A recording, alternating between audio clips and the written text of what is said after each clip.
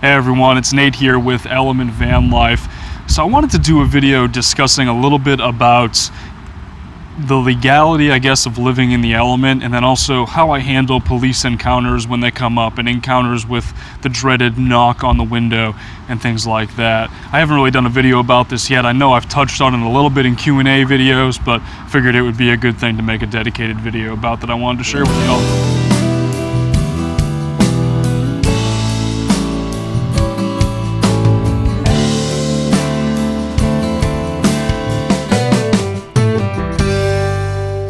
So in terms of legality, I do get this question a lot.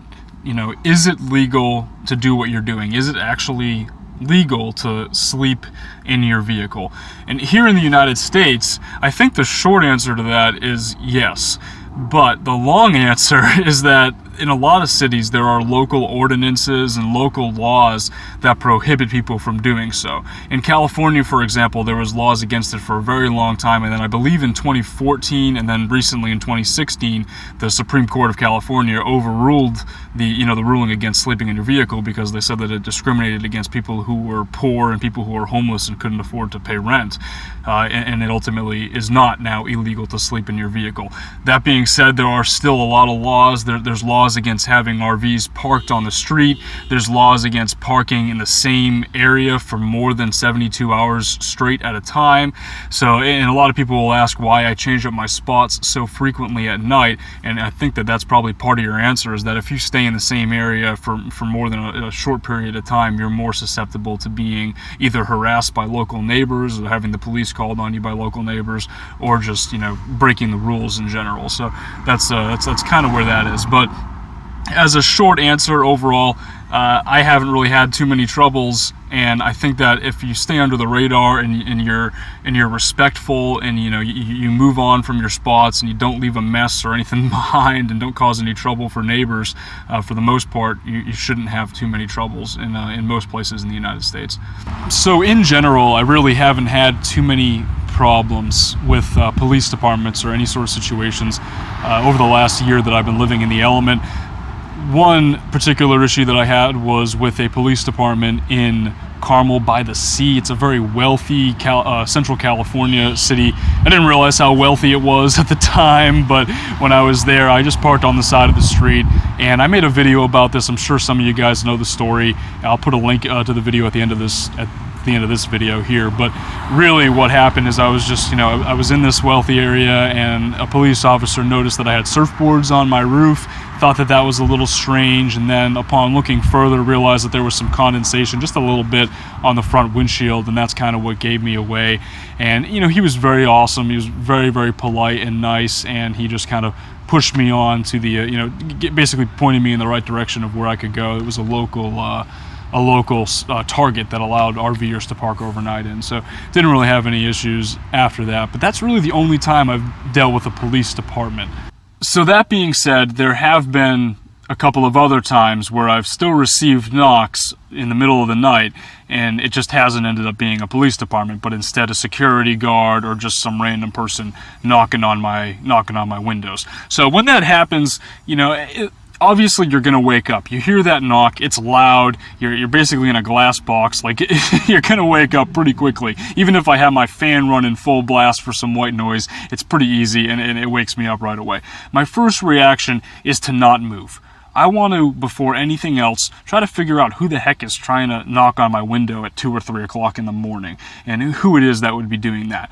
It's not always, like I said, security. There's been a time once where I was parked in like a bar type area, and like a drunk guy was like knocking on my window, trying to open up the door, thinking it was his vehicle. And then I think I waited, and a couple of seconds later he was like, "Oh wait, this isn't my car," and then like moved on to another place. That happened another time. It was a morning. I was in a Walmart parking lot. Same kind of thing. It was like early in the morning. Someone's knocking.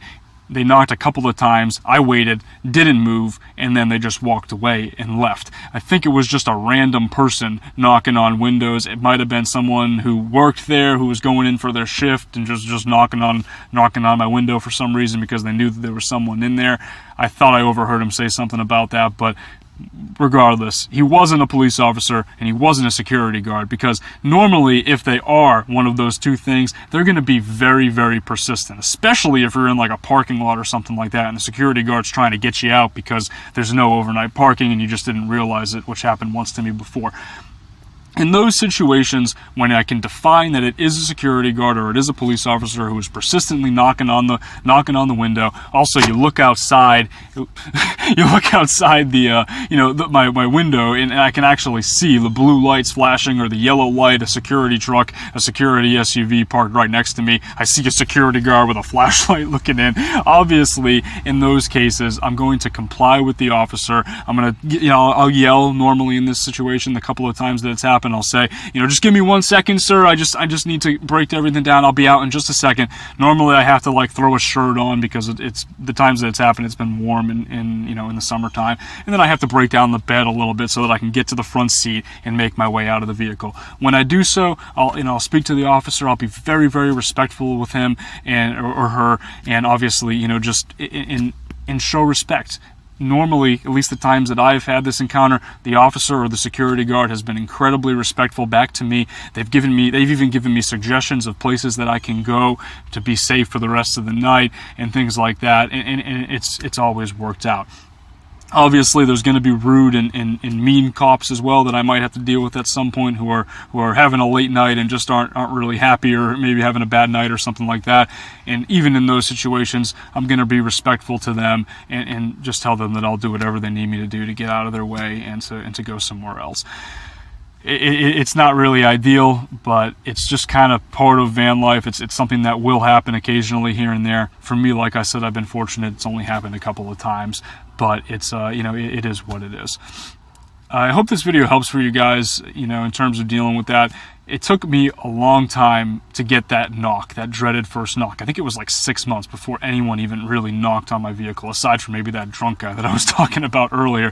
But other than that experience, someone who deliberately was knocking on the window, and it is what it is. It's something that is going to happen. It's something that does happen, and I didn't realize it for a while, but it's not really a big deal. If it is a police officer, if it is a security guard, you're just going to have to move on to somewhere else. And if it's not, and you wait and they just walk away, then that's even better, I guess. But it's something that happens from time to time, and it's just kind of part of van life. Thanks for watching, guys. I hope this helps. Again, please like and subscribe if you haven't already. If you have questions, feel free to post them below, and I'll answer them for you. I'll talk to y'all in the next video.